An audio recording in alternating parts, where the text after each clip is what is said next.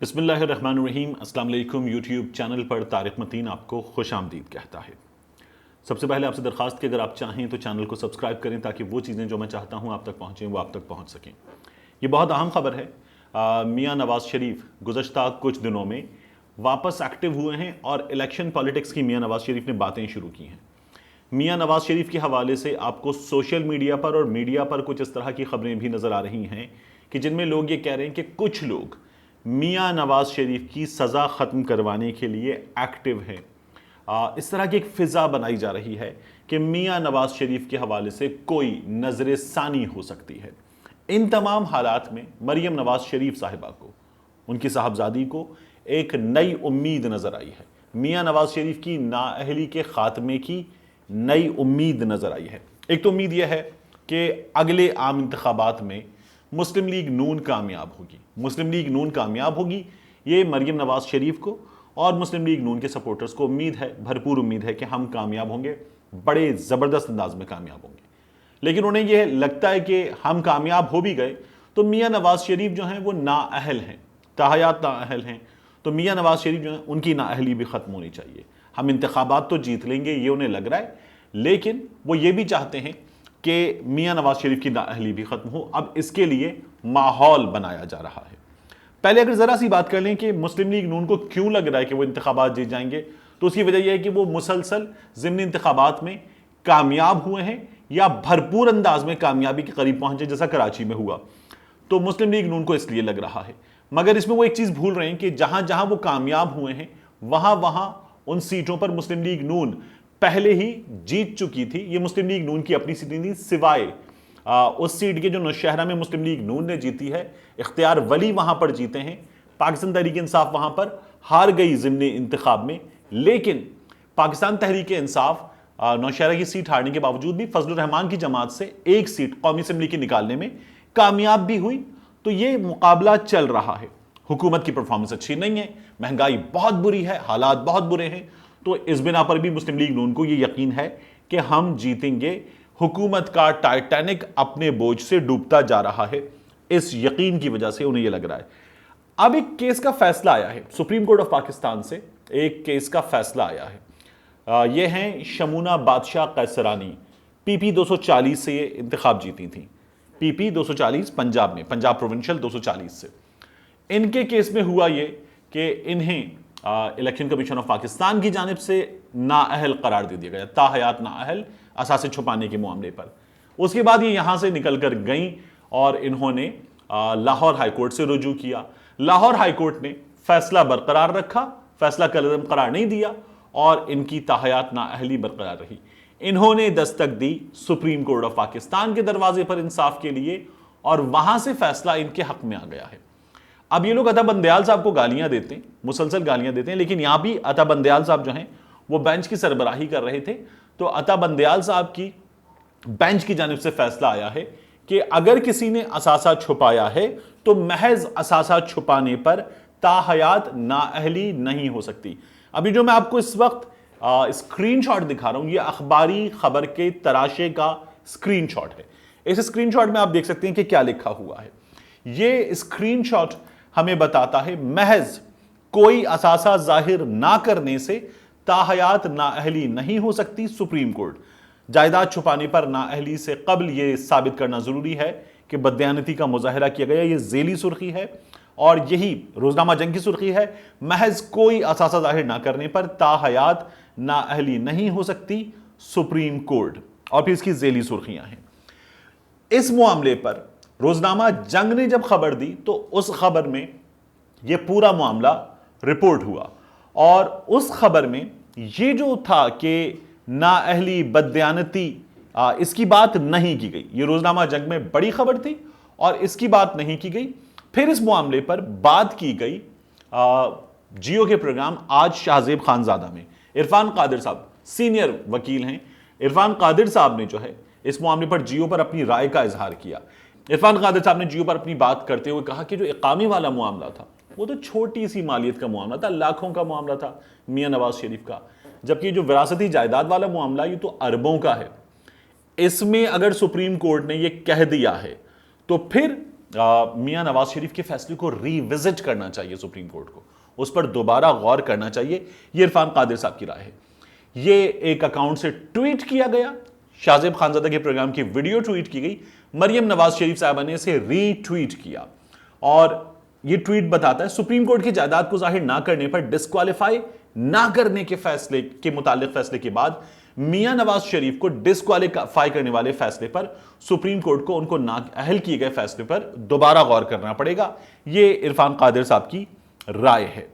اب مریم نواز شریف صاحبہ اس میں بھول کیا رہی ہیں؟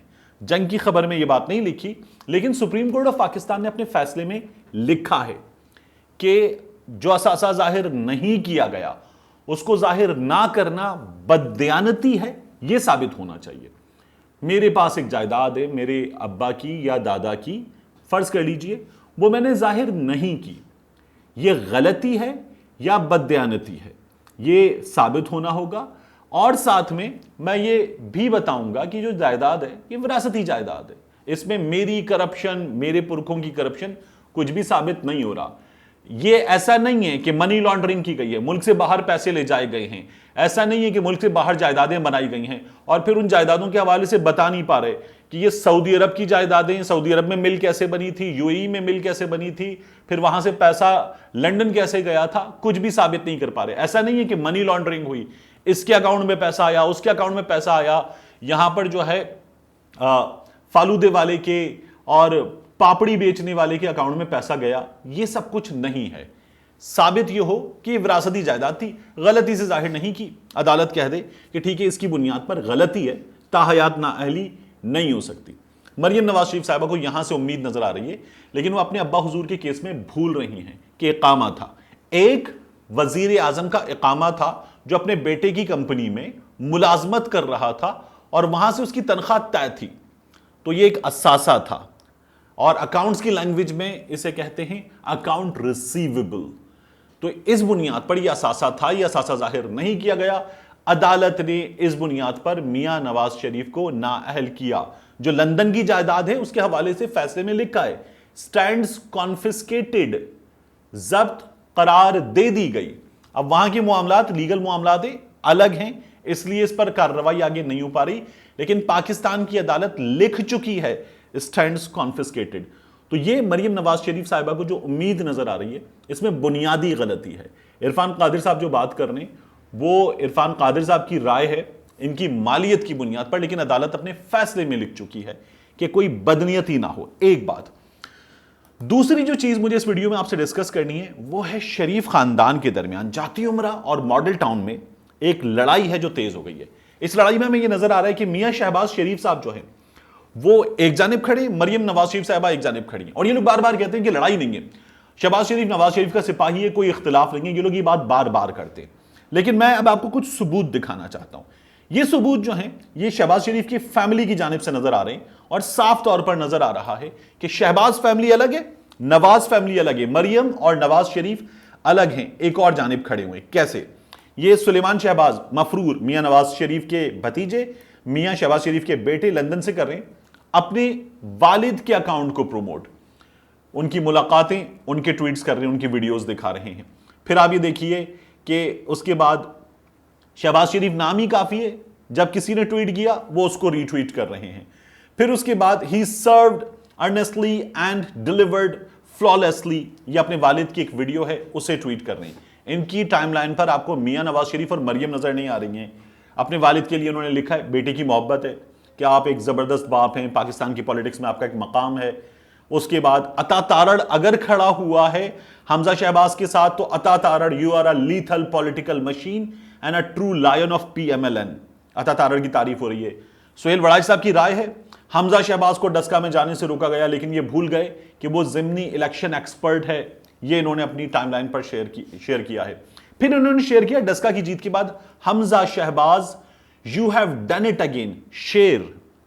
اور ڈسکا کی الیکشن کے لیے مریم نواز شریف صاحبہ نے بڑی زبردست کیمپین کی تھی, حمزہ بعد میں آئے تھے, لیکن انہوں نے حمزہ کے لیے تمام باتیں لکھی. نیچے لوگوں نے ان کو جواب دیا, ہم آپ کی پہلی ٹویٹ پر ہی سمجھ گئے تھے. بہرحال کارکن کی ایک ہی آواز, ووٹ کو عزت دو. اور پھر اس کے بعد اصل نام بھول گئے بابا جی, لوگوں نے ان کو سنانی شروع کر دی کہ آپ خاندان کے اندر لڑائیاں کر رہے ہیں, یہ آپ کیا کر رہے ہیں اپنی جماعت کے ساتھ؟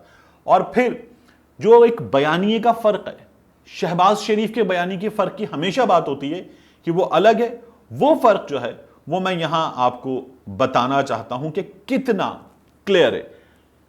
شہباز شریف کے بیٹے نے ٹویٹ کیا ہے، politics is art of engagement, setting discourse, finding ways and defeating adversaries through smart decisions and اسٹیٹسمینشپ۔